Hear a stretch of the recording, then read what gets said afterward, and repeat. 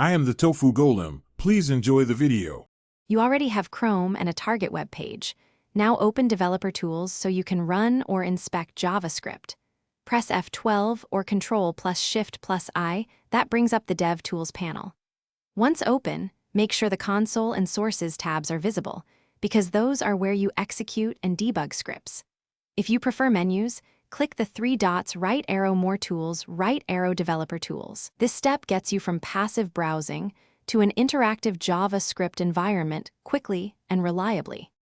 Once DevTools is open, switch to Console to execute one-off JavaScript statements and inspect results immediately.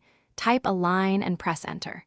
For deeper work, open Sources to view loaded JS files, set breakpoints, and step through code to observe behavior. This explains why something runs or fails.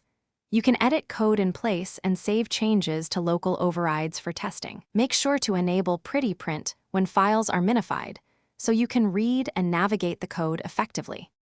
To finish, use network controls to throttle or disable cache so your JavaScript loads consistently during testing. This helps reproduce bugs. Configure workspaces or overrides to map files to your disk and persist edits across reloads. If you need to debug async code, use async/await in console or set XHR breakpoints in sources. If console shows nothing, make sure console filters are cleared and experiment with hard reload. That single troubleshooting tip often resolves invisible scripts and missing logs. Thanks for watching. Consider subscribing if we helped you today.